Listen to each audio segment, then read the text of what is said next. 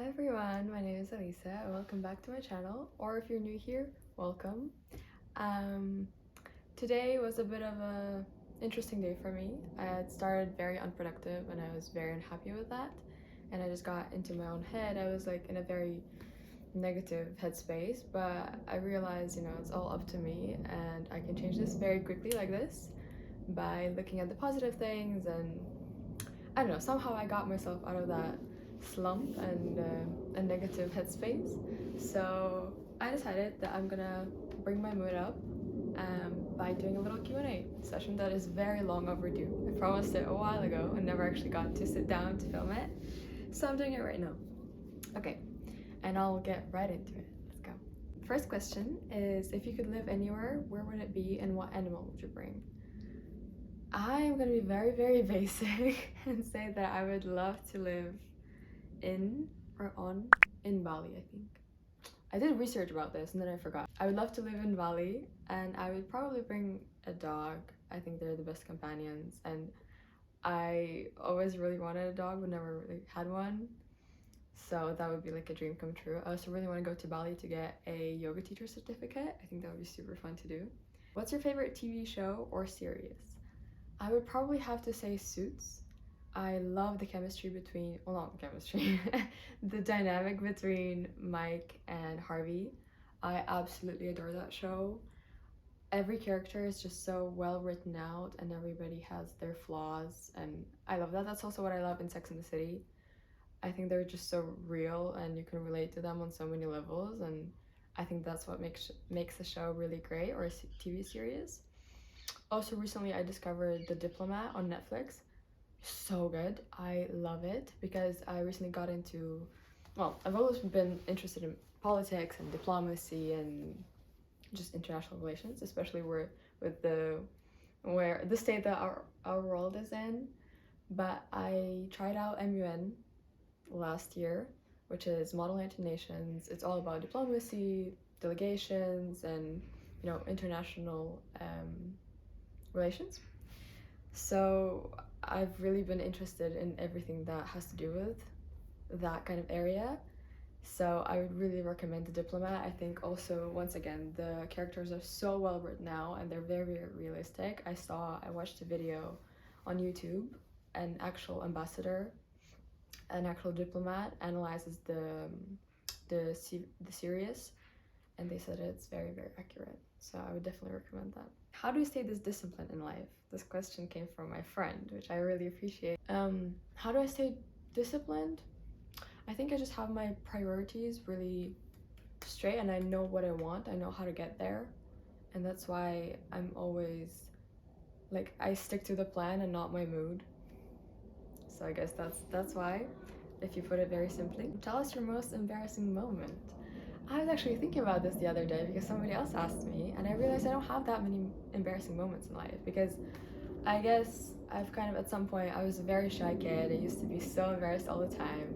But at some point in life, I just kind of got this approach that, like, nothing is ever that embarrassing unless you really let it get to you. So I guess that's it. I don't really have that many embarrassing moments. Maybe other people think I do, but oh well. How do you imagine yourself in 5 to 10 years? That's a really interesting question. I'd love to travel the world, and I would love to live in a very in a wide variety of different places, countries, and cities. I would love to have something to do with Formula One because I've been a fan of F1 for such a long time, and I would love to get closer to it in the near future. I don't know, I would love to experience a lot of different things. And I just filmed like a 20-minute long video, and it was going perfectly well.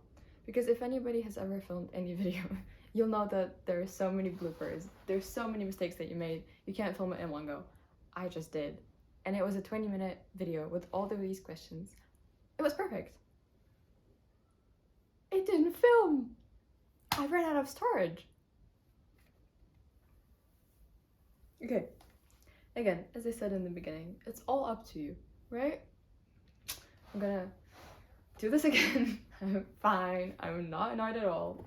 It's fine. It's so perfect.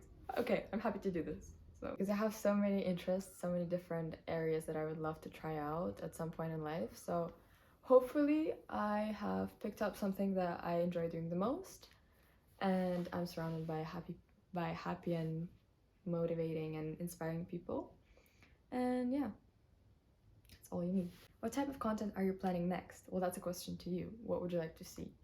Because for me, it's funny that I talked about discipline, and YouTube is definitely something that I've not been doing consistently. But with these type of things, they're more on the creative side. I think you have to be inspired and you have to really enjoy what you do, because this is not my job, and this is not something I'm hoping to make money off of. But with this, I just want to do it when I feel most like when I feel the urge to do it, when I feel most inspired, when I feel the most creative. So that's kind of what happens with YouTube and just socials. I do it when I'm really in the mood to do it, not according to the plan. So yeah, that's that. Comment down below what you would like to see. What's a fun little thing you've been trying? Perhaps a hobby. So one thing I've been trying recently, for Christmas I got, well, Christmas wasn't recently, but I got a blender, so a smoothie maker, and I've been trying out different smoothie recipes, or like coming up with different recipes, because I love smoothies. I think it's a great way to get your greens in, for example. Also, I love Joan the Juice, and I order so many of their smoothies, and it's really fun to create your own recipes. So that's something I've been doing recently. Also, I've been reading a lot on Substack, and I've been creating little drafts with my own pieces of writing, but I don't actually get the confidence to post it, maybe sometime soon. But yeah, dream F1 Grand Prix to attend. I would love to attend Monaco, Monza, and Abu Dhabi especially. I think the first two kind of speak for themselves. Monza and Imola also both have amazing history. Monaco, the atmosphere, come on, it's amazing. At least it looks like it's amazing. So yeah, Abu Dhabi especially, I would love to go there, because I think in the past couple of years the F1 seasons have been so unpredictable and such a roller coaster to watch, so you can never really predict who's gonna come out on top. And that's something I think in the season finale it's really fun to see. What's your signature outfit? I would actually say that the outfit that I'm wearing right now is very me, it's very signature. I really like basic and quite simple outfits, but with a little personal twist. A white tee and jeans, but with good materials that fit you really well, and I think that's kind of the best way to go. Yeah, I love to add little twists, little personal like stylings, and just make your outfit more interesting.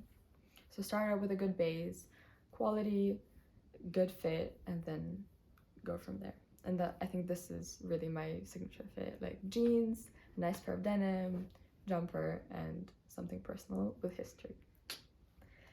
Some things that make you feel elegant. I think just staying put together makes me feel really elegant. I love to have a planner. I got it for my birthday this year. I really love that. I'm not sure how to say them. Leuchtturm? Planners, they're amazing. Love it. When it comes to clothes, I really like monocolor outfits. I think that's super elegant, or sets as well, just very chic.